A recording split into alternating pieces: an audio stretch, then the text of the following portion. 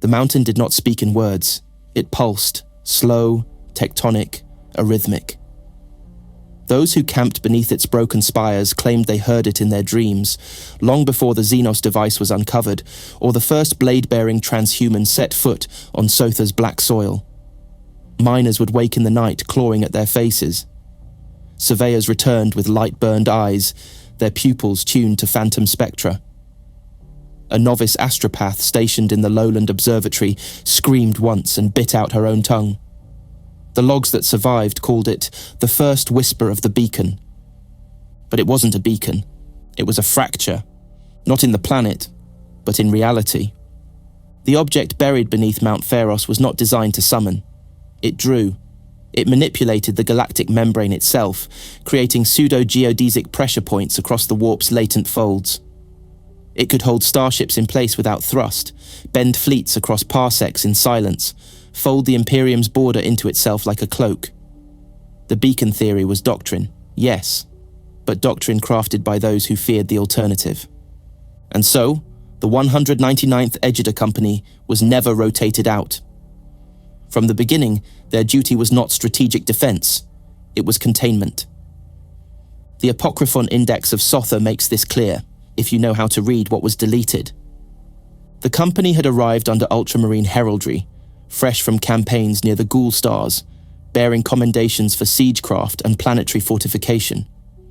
Yet their first act upon arrival was to seal the local governor's archives under inquisitorial cipher.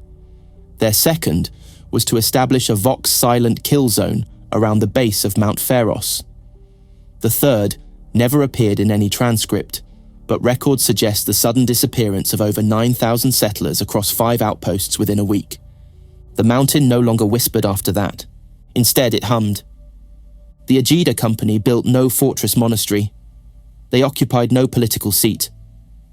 They left the Sothan PDF nominal control and settled deep within the mountain itself, constructing a fortress not above the artifact, but around its psychic bleed. The outer structure was clad in adamantine, but the inner bastion used something older, stone quarried from the ruins of a pre-imperial civilization whose name no longer survives. They called it the Echo Vault. No reinforcement ever arrived. Not during the Horus Heresy, not during the Scouring, not during the age of the Second Founding when the galaxy bled from every seam. And when Guilliman divided the legions and ordered compliance with his codex, the Egida did not depart. They did not dissolve. They went dark. Somehow, without record, without ceremony, without even a line of remembrance in the annals of Macraga, the 199th vanished. Their sigils erased, their names redacted, their gene seed declared absorbed. But Sotha still pulsed. And within the Echo Vault, the Phantom 11th Company remained. They wore no new heraldry. They bore no reformed designation. They were a memory forced into permanence, an echo molded into flesh, tasked with the most heretical mandate an Astartes could receive, to remain. While other chapters crusaded, they stood still. While the Imperium burned, they watched. While Guilliman preached division, they preserved. This was not loyalty to the Codex, it was loyalty to the mountain. Centuries passed. The 11th did not grow. They selected successors not from tithes, but from dreamers. Children born on Sotha who spoke in sleep about stars that moved wrong. Adolescents who bled light when struck. One boy drew the Pharos' spiral symbol in ash before ever seeing it. He was taken at dawn, without a scream, without a trace. Their rites of initiation were not ultramarian. They involved silence, starvation, exposure to the vault. One failed aspirant walked 43 kilometers into the southern tundra and lay down to die, face toward Mount Pharos, smiling. His bones were recovered, arranged in a perfect spiral, vertebra by vertebra. The Scythes of the Emperor were not yet born, but the heresy that would define them had already rooted itself in the bones of their future. The moment came with fire, not from the warp, not from Xenos, but from within. Records diverge here. Some speak of a final order from Obadiah, last son of Egida, who had not aged since the heresy. Others claim a schism within the vault, a fracture in belief, or a calculated mercy kill of the original company to preserve the gene line. But what followed was irreversible. The Echo Vault was sealed, its corridors rigged for plasma collapse. The mountain's hum was redacted into static. And from the ashes rose a new designation, Scythes of the Emperor. Born not in glory, but in recursion. Not in declaration, but in redaction. Their first act as a chapter was to erase their parentage, publicly claiming the line of Guilliman, but privately worshipping at the tomb of a forgotten company. They carried the sickle to honour Sotha's harvesters. But each blade was forged from Black Vault steel, quenched in the vaults where the 199th was entombed. The Pharos remained, untouched, unspoken, guarded still, but now by warriors who wore full livery, fielded battle barges, and answered the High Lords with rehearsed conviction. They participated in crusades. They submitted gene seed. They obeyed the Codex. But they never left Sotha unwatched, and every aspirant still dreamt of the mountain. Every veteran still bore a sliver of vault stone wired into their spine, and the Pharos still pulsed. Even when the stars fell silent, even when Kraken came, even when the air turned to acid and the soil to gel, the mountain still remembered. They called it vigilance, but it was exile. In the years that followed the second founding, those who remained beneath Sotha's mountains were not spoken of, even by the ultramarines who had birthed them. The Codex Astartes did not permit secrecy. The tenets forbade the masking of lineages. Yet in the sealed vaults of Macraga, there existed one stasis-shielded record, an unmarked archive containing the genetic signature of Obadiah and 38 Astartes, who no longer officially existed. The Phantom 11th was not decommissioned. It was contained. What Obadiah had preserved, Guilliman could not destroy outright. Aegida's memory was too heavy, too entwined with the anomaly beneath Mount Pharos, too politically sensitive in the aftermath of the heresy. And so, he did what few believed him capable of. He created a contradiction. The Scythes of the Emperor would be founded not as a full rebirth, but as a sleight of memory, a sanctioned shadow. The third founding brought legitimacy, heraldry, fortress rights, formalized gene seed records. But beneath every public designation was the buried code of the 199th.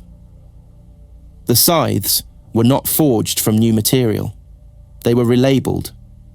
And though the Apocrypha of Davenite compliance states the chapter was built from a composite gene line, every vault that still breathes tells a different truth.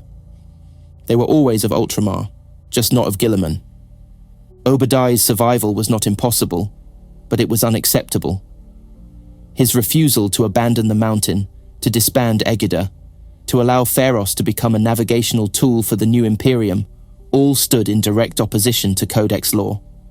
Worse still, the vaults report that he refused an invitation to return to Macraga in the year 023 of M32, despite the fact that Guilliman himself had requested it. No reply was recorded. No emissary returned. Instead, the Scythes of the Emperor emerged 2 years later, fully formed, fully armed, and bearing campaign scars from battles not listed in any theatre registry. Their arrival at the Conclave of Rebirth was met with silence. A chapter with no progenitor declaration, no Primarch rite ceremony, no acknowledged mentor chapter. And yet their armour was ultramar blue, washed in ochre. Their battle doctrine matched 199th siege theory, and their company designations began at 11. There was no first company, no 10th, only what came after the erased. Theologians later whispered that this was a form of repentance, that Obadiah had built his new chapter upon the corpses of his brothers, numbering only what survived the vault collapse. But deeper records, sealed in the fortress Incarnadine, suggest something darker, that the numbering reflected guilt, that the Scythes were built to remember their erasure not with pride, but with structure. Each company a scar, each captain a penance, each battle a chance to die properly this time. The Codex Astartes was never violated, on paper. The Scythes maintained 10 companies. Their chapter master answered all summonings. Their armory was Codex standard, their recruitment pattern by the book. But beneath each ceremony lay ritual, and beneath each ritual lay concealment. Sothan rites dominated their induction trials. Astartes were taught to sleep with weapons across their chest, not for protection, but to remind them of the weight of silence. The chapter's sacred text, the Cycle of Harvests, was not written in High Gothic, but in an archaic dialect derived from pre-compliant Sothan glyph language. Translation was forbidden. Memorization was demanded. Recitation involved bloodletting, soil consumption, and a vigil beneath dead stars projected within a sealed training dome. No other chapter understood their hymns. Few even tried. The Scythes fought often beside other Ultramarine successors, but never with them. Tactical integration was minimal. Shared engagements were brief, isolated, and ended in mutual silence. This wasn't secrecy. It was cultural exile disguised as martial discipline. And always they returned to Sotha, not out of sentiment, but because the mountain still pulsed. They did not build statues to Obadiah. His name was carved once, into the side of the vault wall, and then overwritten by a burn seal etched in binary. Yet every scythe bore a micro-inscribed blade, its edge laser-marked with the coordinates of the original vault breach, the place where Obadiah's brothers died, whether by war or choice, no one living can confirm. This was not faith. This was structural memory. And in the Emperor's realm, memory is a weapon. When the Tyranids came, it was not a shock. They had been waiting. For decades, the Scythes had patrolled the outer rim of Ultima Segmentum's southern reach, engaging in what reports called isolationist perimeter campaigns. But to the trained eye, these were not border conflicts, they were quarantine actions. Entire moon clusters were sterilized for genetic aberration. Xenoforms unlisted in any bestiary were logged and purged, and beneath the fortress monastery of Sotha, a chamber remained permanently sealed by order of the chapter master, its contents labelled Echo Drift Contaminants. Kraken was not their first contact. It was simply the loudest. The invasion began not with spores, but with silence.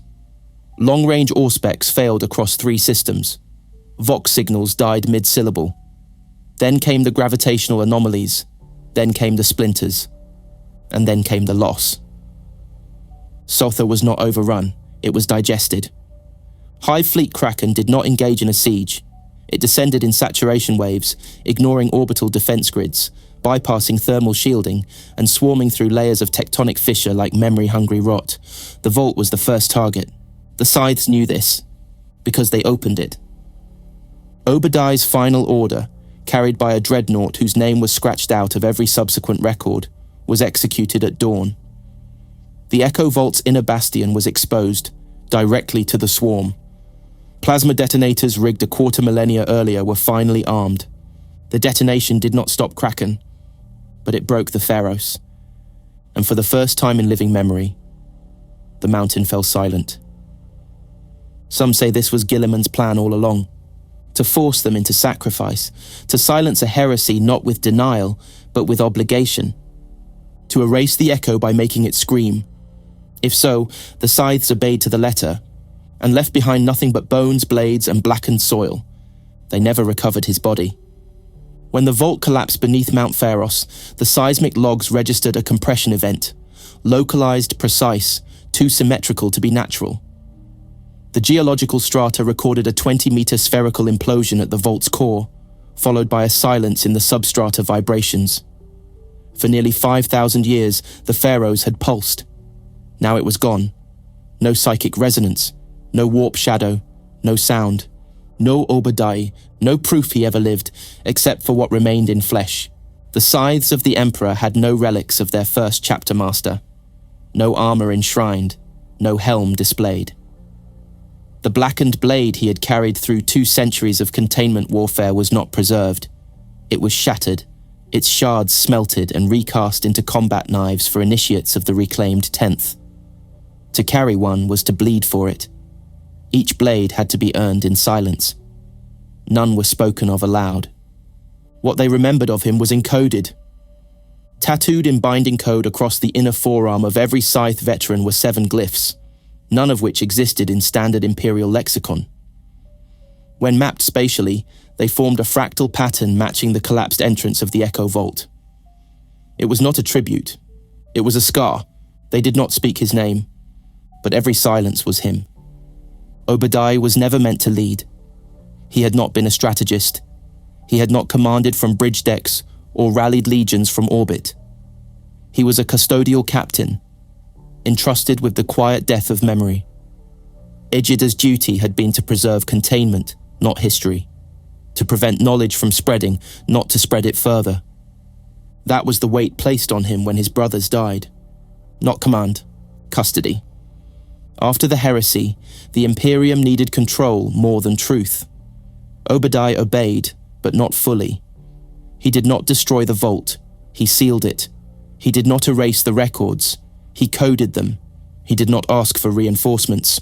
He recruited in silence. He was not defiant. He was wounded.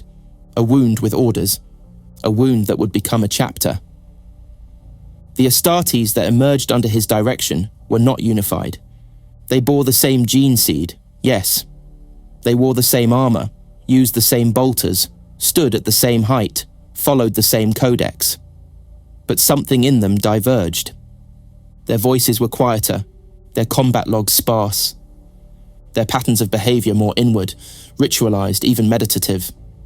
A veteran Scythe would not speak unless directly addressed, would not eat until a prayer was carved into the side of his ration block, would not sleep in a room with light. This wasn't discipline. It was residual trauma, passed down as doctrine. Obadiah's wound was transmuted into culture. He never published a chapter catechism. He never appointed a librarius. But each of his direct initiates adopted customs that were neither codex sanctioned nor ultramarine inherited. They fasted for days in stasis cells. They embedded ash beneath their skin in layers. One carried the femur of a dead brother inside a hollow pauldron for 46 years, claiming the memory helped him aim. These were not warriors forged in pride. They were preservations, half memories in warplate, and they were dying. Even before Kraken, the Scythe's numbers had never reached full chapter strength. At peak, only 7 companies existed at combat viability, and at least 2 were routinely at half force, deployed in guerrilla engagements across the Sotha League's outermost asteroid belts. Their fortress monastery, Sotha's singular shield, was not built for command. It was built for burial. Cenotaph halls outnumbered barracks 3-1. Each sarcophagus bore no name, only a kill zone designation. Each armor cradle stood between reliquaries of silence. The Reclusiam was not at the mountain's peak. It was below, and Obadiah, the one who preserved it all, walked these vaults every night without fail, his footfalls echoing off limestone walls embedded with the ashes of brothers too mutilated to gene reclaim. He did not speak. He recorded nothing. But the servitors noted it. Always the same path, always the same steps, until the night he didn't return. Those who tried to succeed him failed. Because there was no right of succession. No chain of command survived the origin fracture. The Codex Astartes mandates a clear hierarchy. But among the Scythes, no one truly followed any one leader. They followed patterns, behaviors, ritual memory. Obadiah had become a ritual. He led by existing. And when he vanished, so did the certainty. For 3 years, no new chapter master was named. Company captains operated independently, unified only by shared pain and a quiet mounting certainty that their history had ended. Some believed that Obadiah had ascended into the vault, others that he had died, but his death was a necessary element of the sacrifice required to sever the Pharos from the tyrannid's psychic lure. A few believed he had never existed, that he had been a manufactured identity to mask the failure of the 199th. None spoke this aloud, but the fracture lines showed in battle. Response times slowed, kill ratios dipped, right initiations became erratic. Some squads began carving false names into their armor, taking on identities of brothers who had died, not to deceive, but to fill the gap, to resurrect memory, even if it was a lie. The chapter's unity was dying. Then came Vosok Dali. He was not Obadiah. He never claimed to be. He was born off-world, hardened in the cold highlands of Beramin. His initiation was not through the vault, but through blood. He rose not by legacy, but by execution. Dali was not a preserver, he was a reaper. A silent consensus formed among the captains. The chapter would not survive another century of attrition and spiritual fragmentation. It needed something harsh, final, cutting. Dali was named chapter master through action, not vote. He took command aboard a dying vessel mid-flight, executed 2 squad leaders for cowardice, and fought Hive Fleet splinters with a fervour so complete it bordered on death cult extremism. And the chapter followed. Not because they believed, but because the silence had become too loud. In many ways, Dali was the wound's end. The final blood drawn from Obadiah's legacy. He preserved nothing. He honoured no relics. He believed only in the axe, in the kill, and in the slaughter of all things that bore more than one mind. His only ritual was the swing. His only scripture was hatred, and in his own way, he kept Obadiah alive. Not in form, but in absence. A shape never filled, a name never spoken, a silence that bled the chapter into death and into something new. It did not fall in hours, it fell in heartbeats. When Hive Fleet Kraken reached Sotha, no warnings escaped. No refugee flotilla breached orbit. No astropathic signal reached Ultramar. The Pharos device, once theorized to resonate across the Imperium like a psionic lighthouse, emitted only a single pulse, detected across 6 sectors, distorted by interference, and believed to be a malfunctioning warp beacon. It wasn't a call for help. It was the last breath of a mountain. And then there was nothing. No Vox traffic, no orbital readings, only static and an image. Captured by an outbound research drone seconds before atmospheric disintegration, the data frame recorded the surface of Sotha collapsing in spirals. Not explosions, not lava. Spirals, etched into soil, stone, and city by unseen pressure, as if the ground had become language. Then the signal broke. This was the first evidence of total synaptic saturation. Not conquest. Assimilation. The Scythes of the Emperor had known it would come. They had watched the fringe worlds fall, not in wars, but in silences. They tracked spore trails across void dark drifts, catalogued missing moons, saw orbital debris rings that once were battle stations, and found no corpses. Only husks, always husks. Sotha had been fortified. Dozens of orbital platforms hung in geostationary catenary like spears aimed at the stars. The planetary defense array could level a city in 7 seconds. The Pharos relic had been reawakened, not to transmit, but to blind. For 14 months, the planet prepared for death. No reinforcements came. Guilliman had not returned. The Indomitus Crusade was galaxies away. The Scythes did not ask for help. They sealed the atmosphere gates. They archived their gene seed vaults. They inducted every aspirant without trial, without delay, without catechism. 10-year-olds were implanted in bunkers beside grown warriors. Rejected neophytes were armed anyway. No one would survive. Everyone would be used. They called it the final harvest. No battle record survives. There was no time for logs. Only fragments remain, distorted, corrupted, incomplete. One begins with static, then a voice. No sky anymore. Burning green. I saw him fall. He just disappeared, like light folding. Another ends with the word digested. Some fragments are visual. A shattered helmet lens recording flashes of talons. The shadow of a carnifex looming above a burning temple.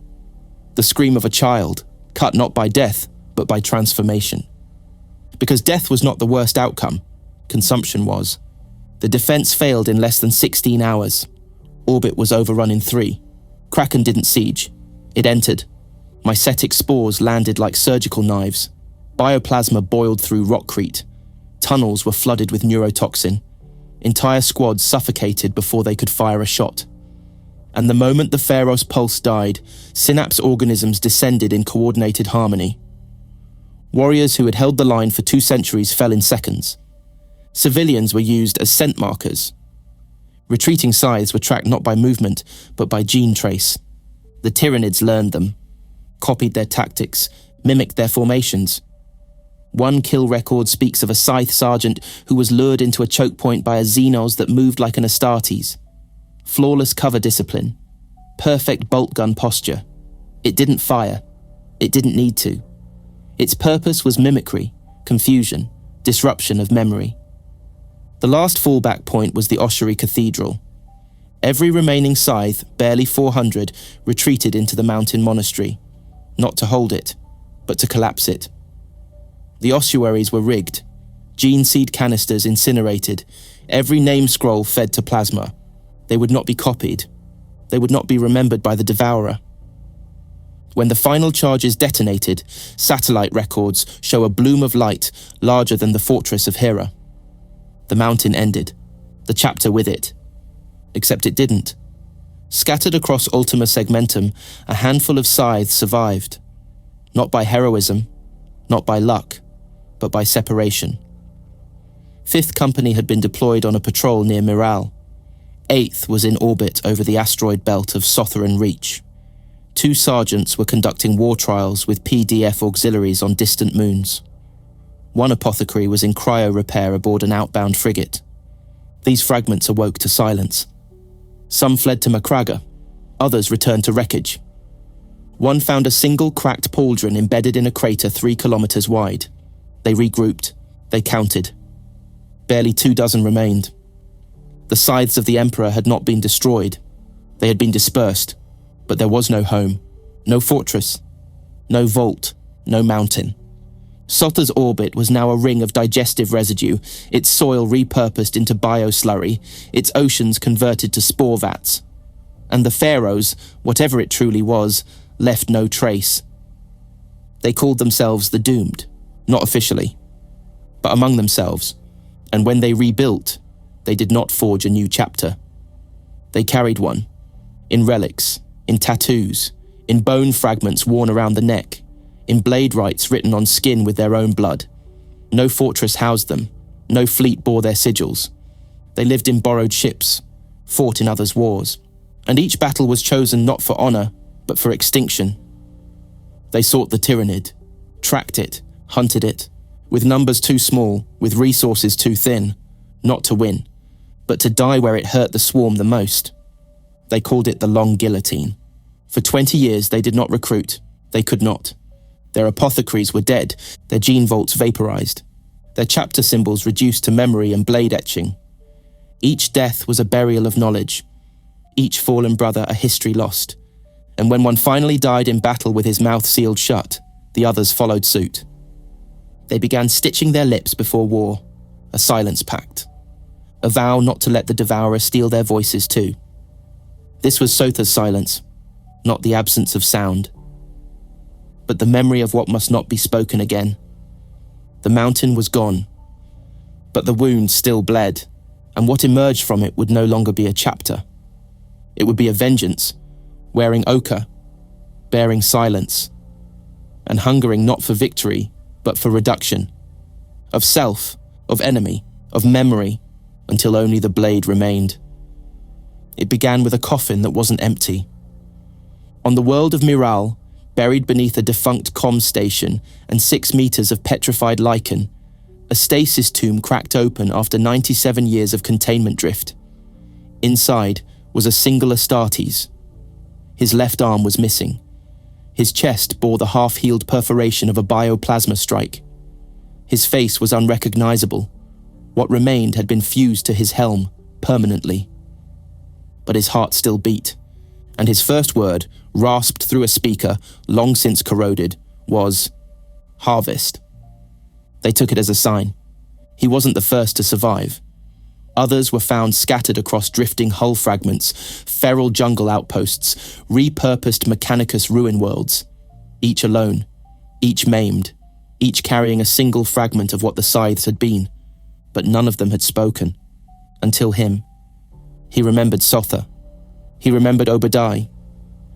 He remembered the final order, and he remembered what was left behind. Beneath the southern hemisphere of Sotha, before the final collapse, a cryovault had been buried deeper than any other, beneath the ossuary catacombs. It held not gene seed, but code. Neural templates, tactical heuristics, command node imprint hierarchies, and a dozen preserved zygote lines, unsequenced, their genetic structure held in subatomic quantum stasis. Not for resurrection, but for reconstitution. The Scythes had not expected to win. They had not expected to survive. But they had left a way back, if something could bear the burden. The one from Miral bore it. He was given no name. He refused to speak again.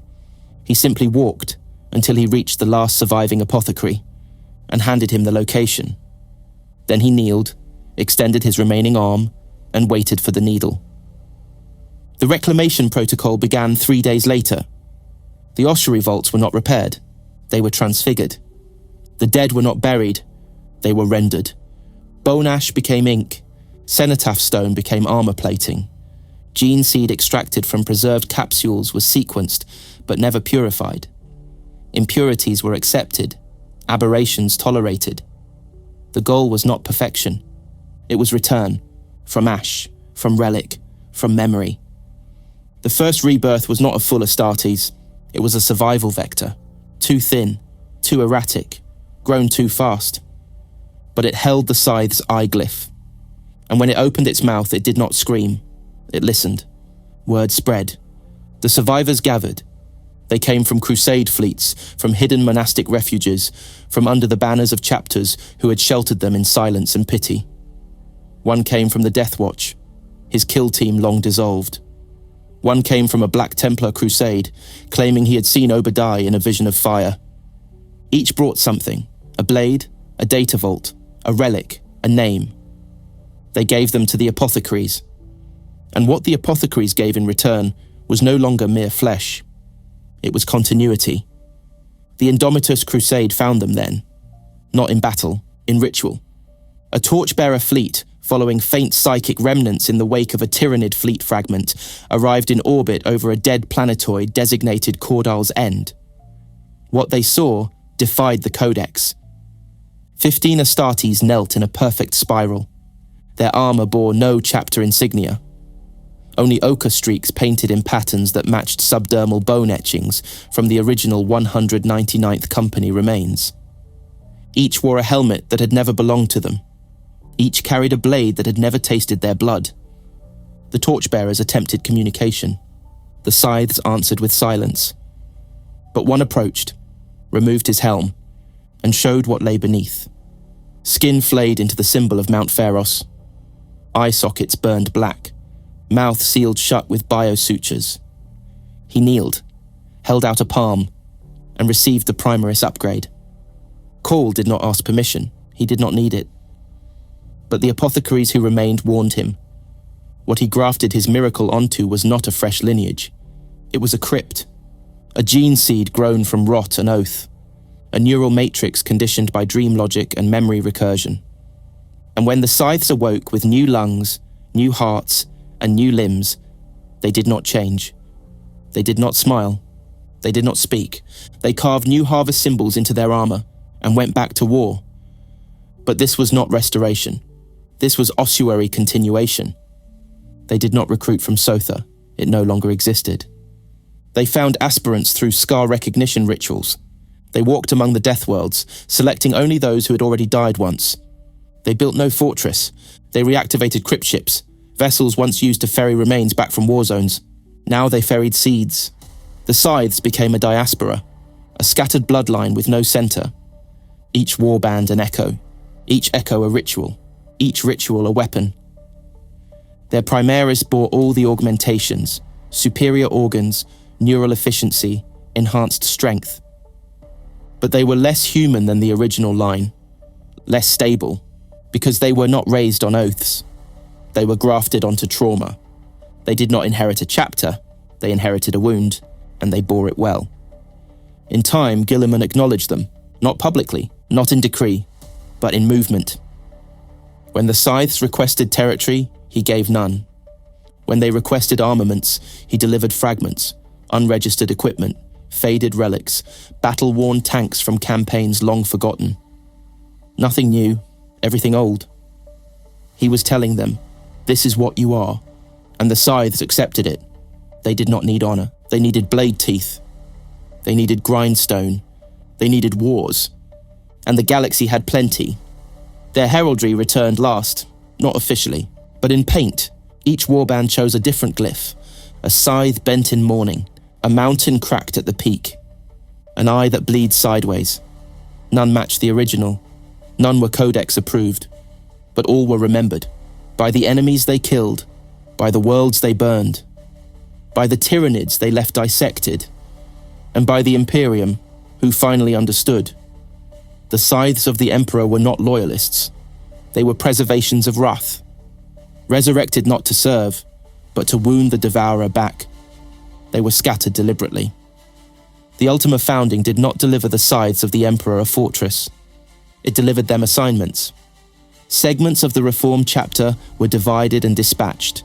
17 to the watch fortresses of the Ordo Xenos, 5 to crusade fleets bound for Necron tomb zones, 3 to Mechanicus enclaves requesting adaptive anatomical test subjects. None were sent as a unified force. None deployed with command cohesion. They were distributed like a contagion across the fringes of Imperial operation, not to spread doctrine, to bleed, to measure, to confirm survival by attrition. Among the torchbearer logs recovered from the crusade path of Fleet Ardent Blade, there exists a line item marked Indomitus Asset, Scythes Detachment 9, Status, Expendable Critical, Purpose, Devourer Resistance Monitoring. The phrase is not explained. The detachment in question was deployed to the Amalthan Gulf, a dead vector where Hive Fleet Charybdis had passed 4 years prior, leaving behind only radiation and ossified chitin layers. The Scythes arrived with no support, no logistics, no command node. 3 days later, all readings from the region ceased. A week after that, a single vessel emerged. No Vox, no beacons, only a scythe symbol, inverted, drawn in blood across the prow. The ship vented no atmosphere. Its occupants were found bound into their armor, eyes burned out, spinal columns fused into the pilot's throne. The data core survived. Inside it was one word, repeated over 3 million times: remember. This was how the Scythes fought now, as fragments, as memories that bled. Each warband operated under its own logic, but followed the same gravity: Kraken, Hydra, Charybdis, Kronos. If it devoured, they followed. If it fled, they tracked.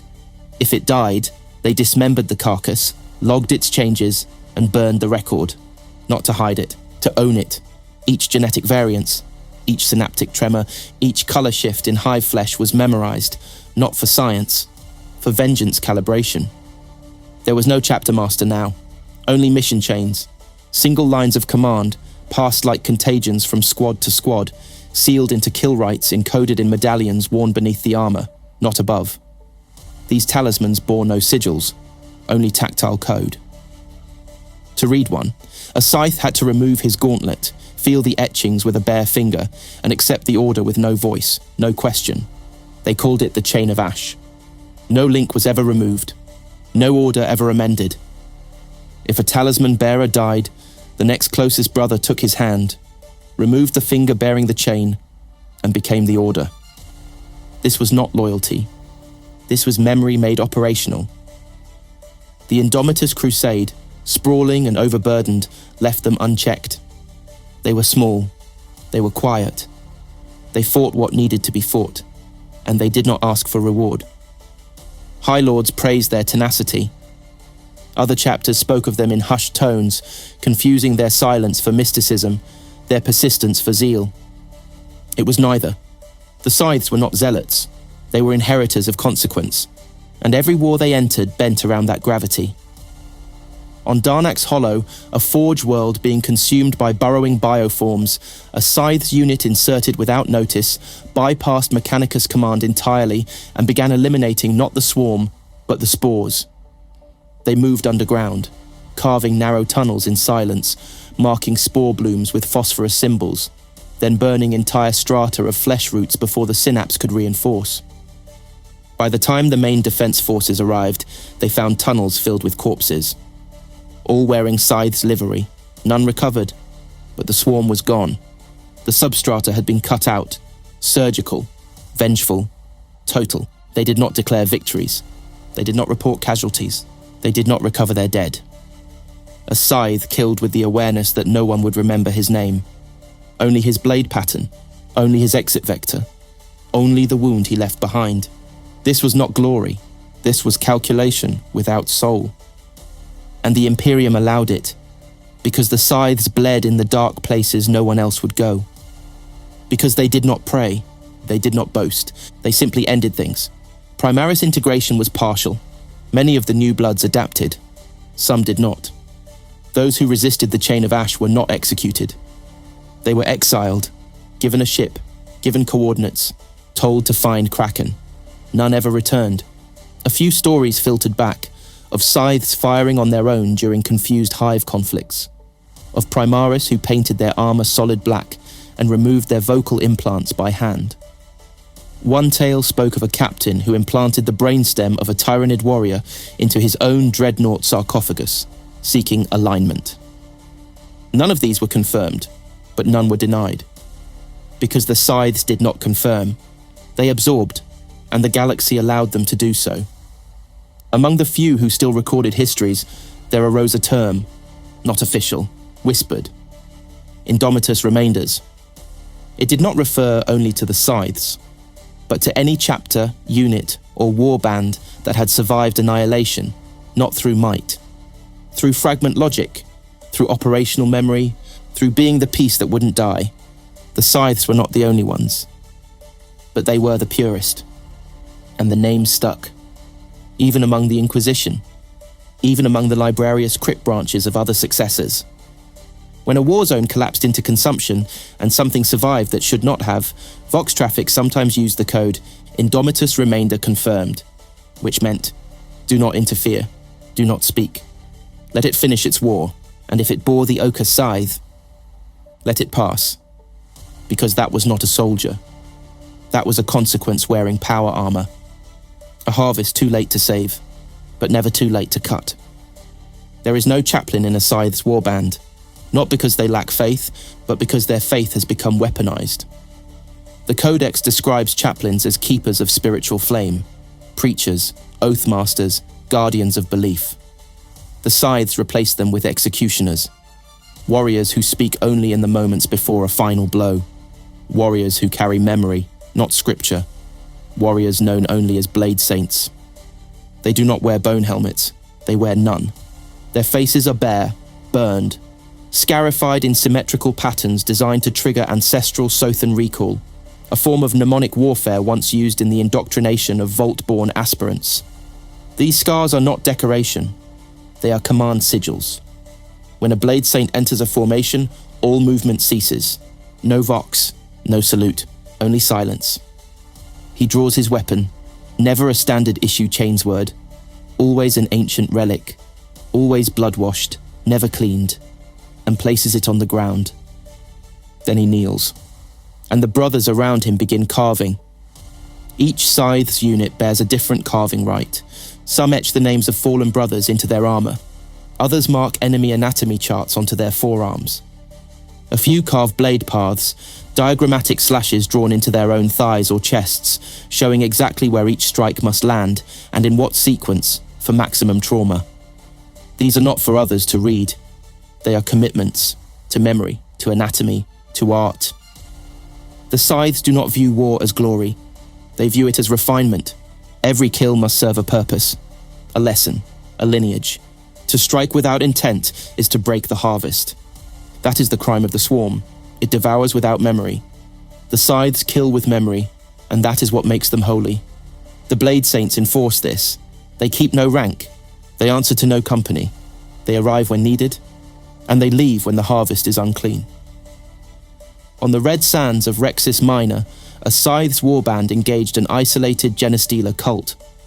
When victory came too swiftly, when the brothers' blades killed without pattern, without precision, the blade saint walked through the aftermath and did nothing.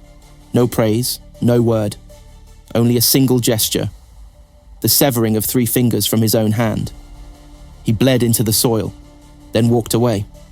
The entire squad entered self-imposed exile. They returned 9 months later, with 1 fewer brother, and 28 Tyrannid heads, each carved with a single Sothan glyph. The Blade Saints are not chosen, they are remembered.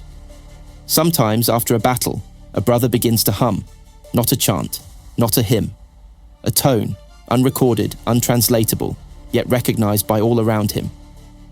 When this happens, he is not questioned. He removes his helm, removes his name tag, pours his remaining amasec onto the ground, and is never addressed again. From that moment, he is not a man, he is a ritual. Among other chapters, this is heresy. Among the Scythes, it is the only stability left. Their doctrine has no continuity. Their ranks are splintered, their history vaporized. Only these rites remain. Only the blade path, only the silence, and the saints who walk its edge. Each saint is remembered by his pattern, not his name.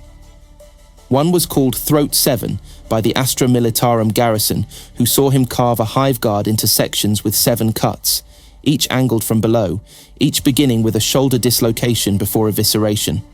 Another was called the Shatterer, known for fracturing carapace with bludgeon strikes before delivering a slow, spine-severing stab beneath the thoracic ridge, always in 3 motions. Another, unnamed, was known only by the afterimage he left on thermal sensors, a spiral of rising heat, then vanishing cold.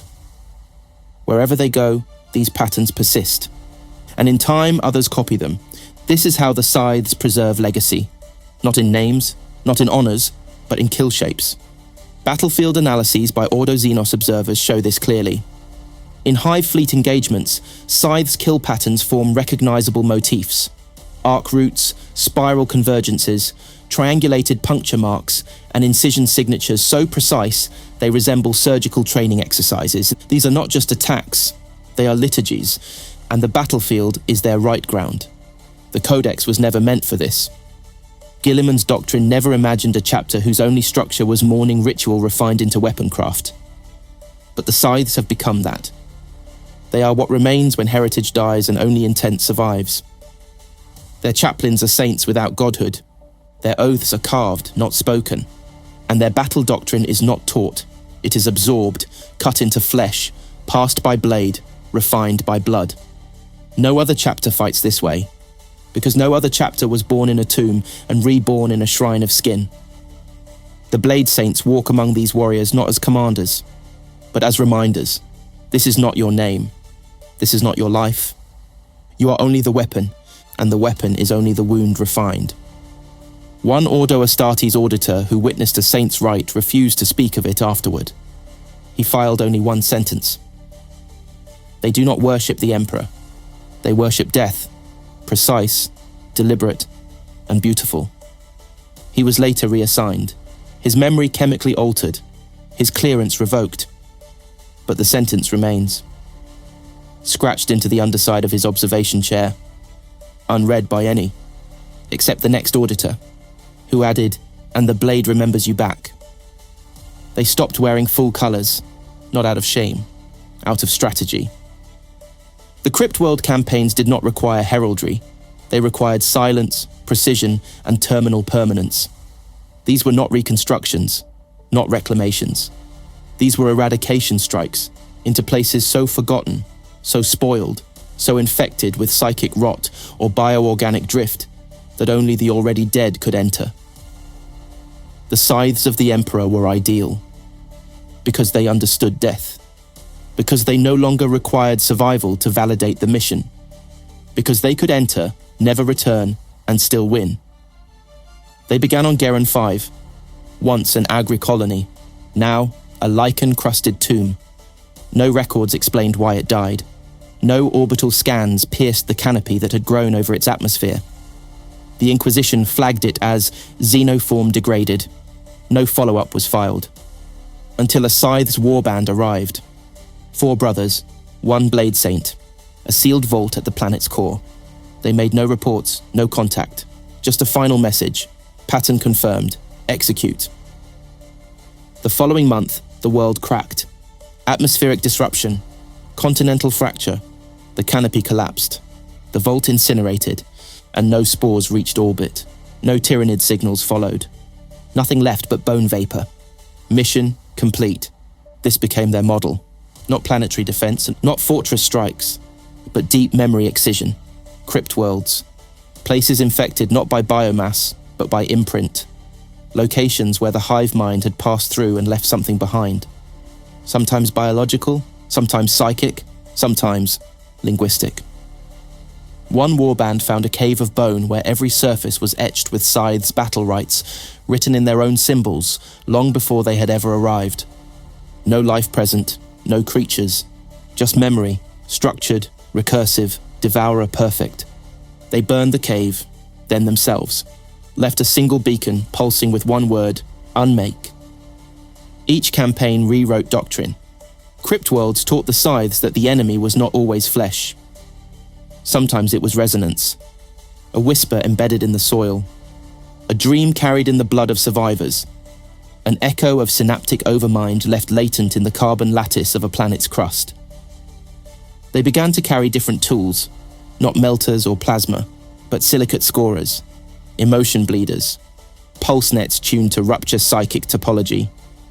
One apothecary rebuilt his own auspex to detect memory repetition within air molecules, breaths that spoke back. He was never seen again. But his auspex became standard issue. These were not battlefields, they were memory sides. And the Scythes fought not to kill Tyranids, but to kill what Tyranids had touched.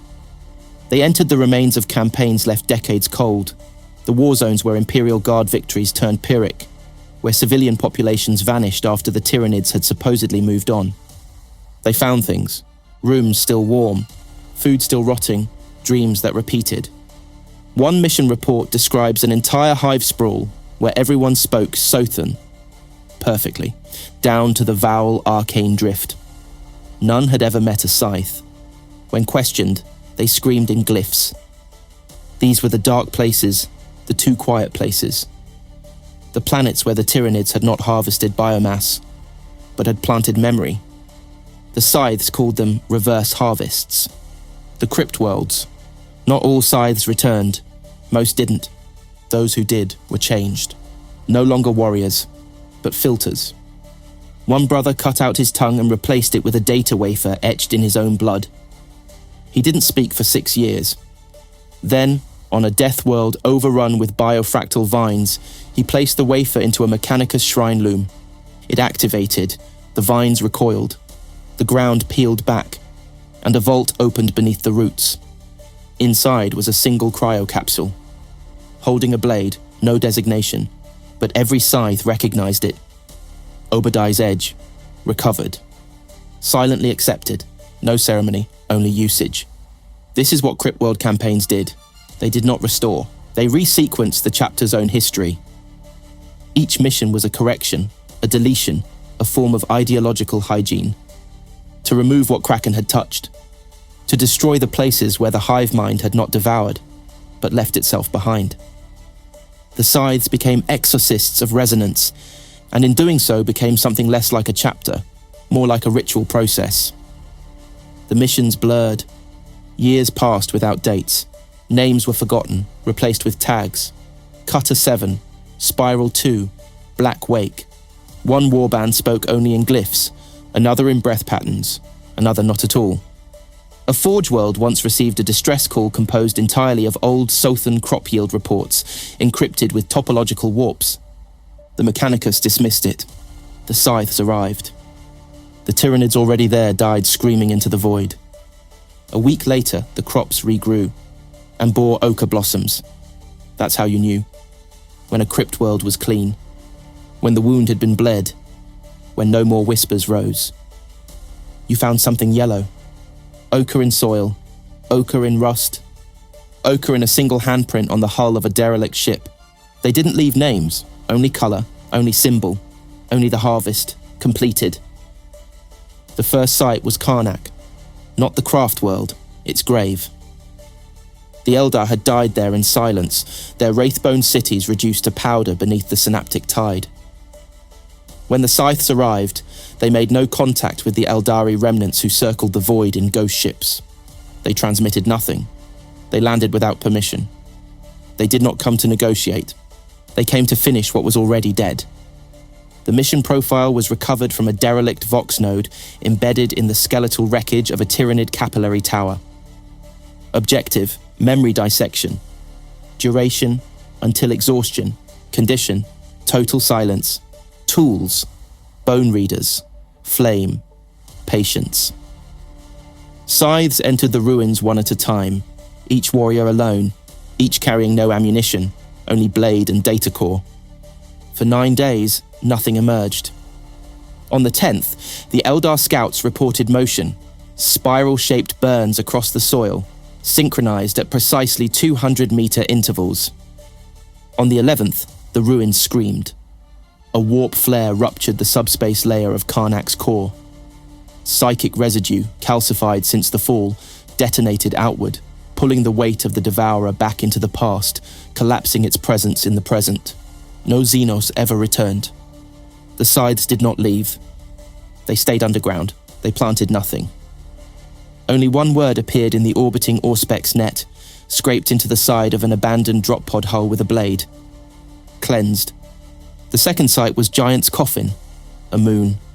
Uninhabited, designated safe, no known Tyranid presence. Until the air turned sweet. Until the spores in the soil began whispering back.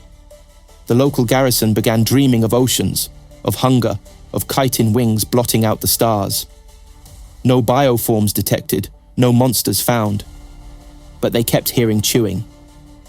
When the Scythes deployed, they did so with a cruciform containment rig.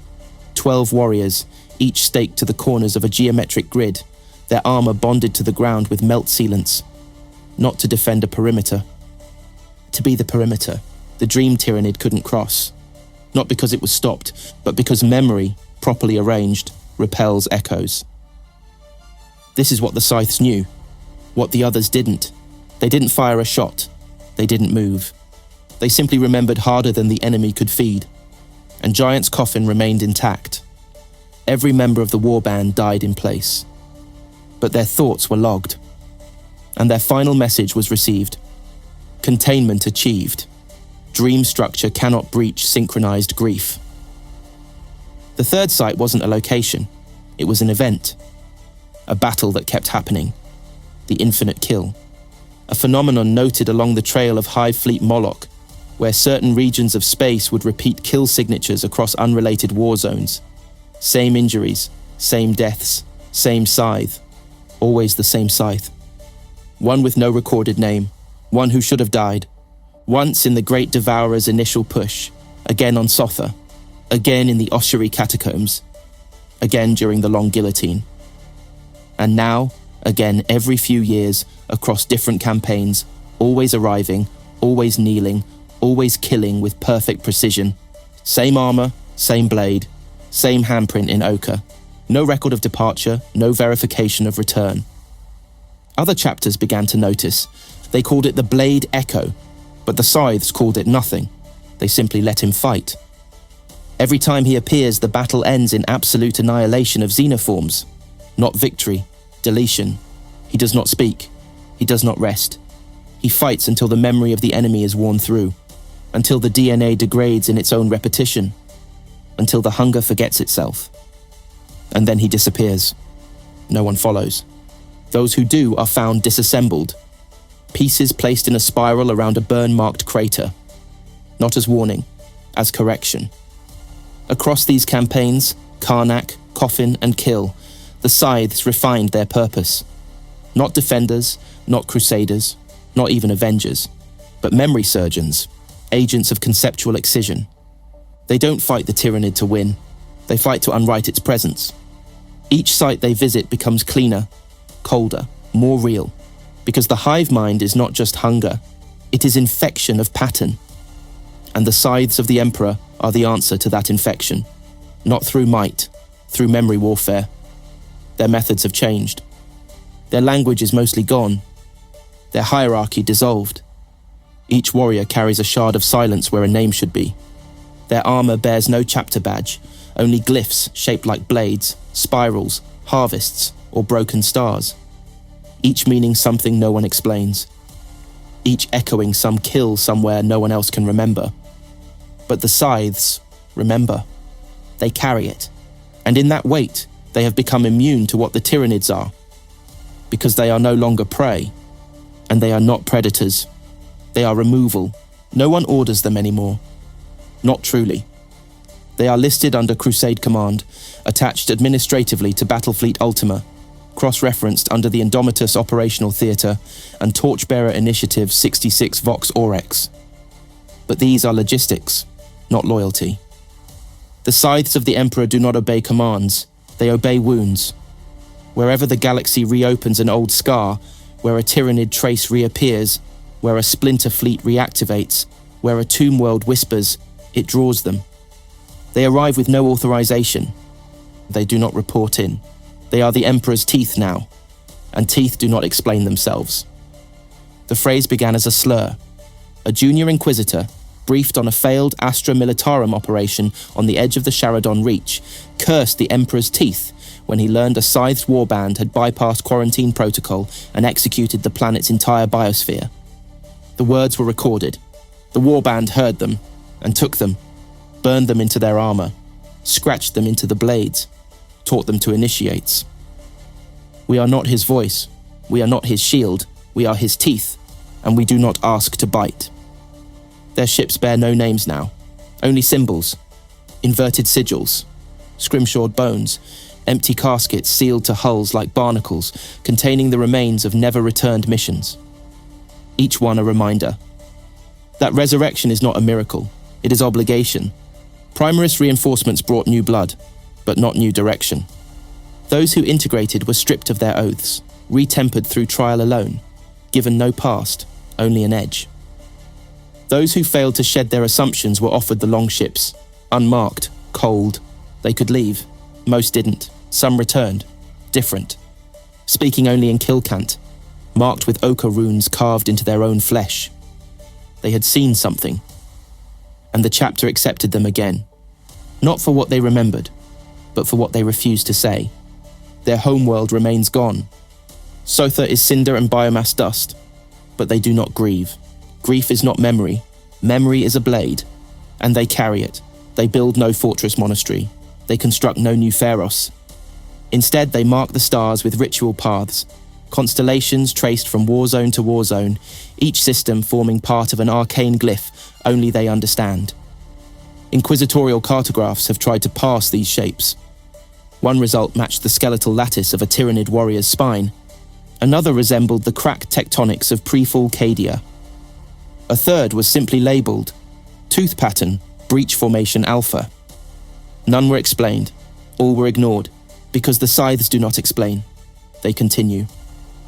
Among the few who still attempt record-keeping, there is an emerging theory. That the Scythes of the Emperor are no longer a chapter, that they are no longer even Astartes in the conventional sense, but have become a war logic, a mode of response, a form of ritualized vengeance encoded in flesh, transmitted through battle liturgy and blade memory. They do not recruit like others. They find the broken, the remembered, the ones who dream of teeth, and bring them into the fold through silence, not indoctrination. No speeches, no icons, only one gesture. A hand extended, holding a blade. If taken, nothing more is said. If refused, nothing is done. The memory will return again, and offer the blade once more. Some say they carry fragments of Obadiah still. That his final thoughts, his last vision of Sotha before it burned, were broken into psychic data splinters and embedded in the gene seed of every survivor.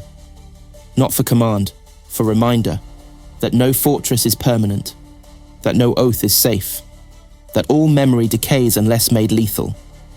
There is no chapter master, no high council, just a pulse that travels from warrior to warrior, from saint to blade, from crypt world to crusade front. When the moment arrives, when the hive mind begins to whisper again, when the void begins to bend, when the patterns rise, they feel it, and they go, they bite, and when they leave, the only proof they were ever there is a pattern of wounds too precise to be random, too targeted to be strategic, too final to be anything but message, a glyph of memory, a signature of revenge, a mouth full of history. Carved across the void in ochre and silence. They are not the sons of Guilliman anymore. They are not the chapter they were. They are what happens when a legacy dies and is not buried, but sharpened.